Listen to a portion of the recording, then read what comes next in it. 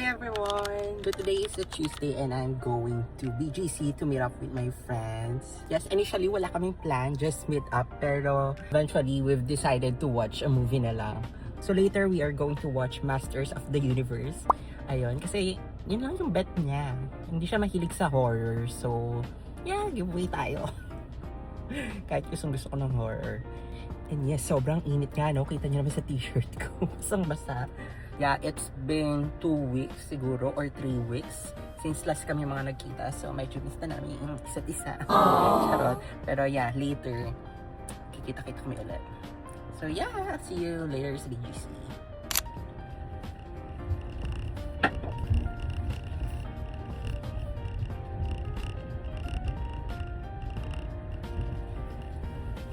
Yep, so I just arrived here sa SM Aura and I'm super shy. Mag-talk na naman sa harap ng camera kahit na phone lang pang gamit ko. And yes, on the way na ako sa cinema but wala pa yung mga kasama ko. So yeah, waiting game. 6 p.m. 6 p.m. Yes. Dalawa. Sa D1 po. May kasama na po yung snacks. Drinks and water po sa plaza. Dala. Okay. You gonna watch na. Mars. Ganun ka. Ay, daw yung pinasa mo sa akin. Ito na ka, merienda. Wait, akin yan. Gusto ka ng medium. Ba't parang mas mahal yung medium sa ano? Ito plain large.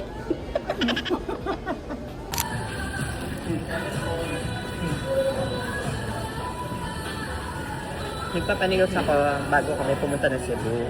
Pero hindi naman yung ano, yung 27. Top supplied.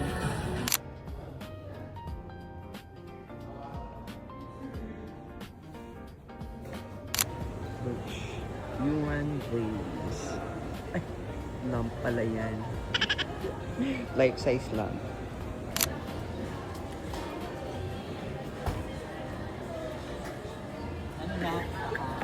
Akala ko nag-GG ka eh. Abuti na naman tayo ng 1 oras dito kakalakad. Yes, we're here at Dennis. Finally. Ito na kami mag-GG din. Mars, how's the move? Sobrang ganda na. Horny. Kasi comedy. Kala mo hindi comedy. Maganda siya. Sexy nga ni Nicolas eh. Kung makita mo yung costume, I'll give it a 10. Siguro hindi mo kasi alam yung ano, Masters of the Universe. Nanda. Sabi ko yung mag-scary movie tayo eh. Horny. Yes, we got hazelnut, banana hazelnut, waffle, crème brulee. Tapos wala siyang pera kaya yan lang yung order niya. Naku, wag mo na patulan. Pag nag-comment na yun, alam ko na, battle na to. Hanggang away. Nakita mo ba yun? Bye, Mars! Ingat! Ihatid daw ako. Gago, kapal mo. Bye! Bye! Ingat!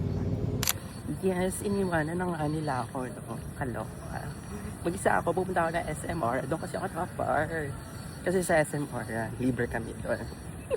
Kami mga employee na doon naka-office. Naka-iksi ng time ng bonding namin. Nandis ko sila sobra. Next time, siguro mas mahaba-haba rin yung bonding namin. And yun, hindi na ako makapag-vlog sa party because pagod na din ako. And back to work na ako bukas. Bye!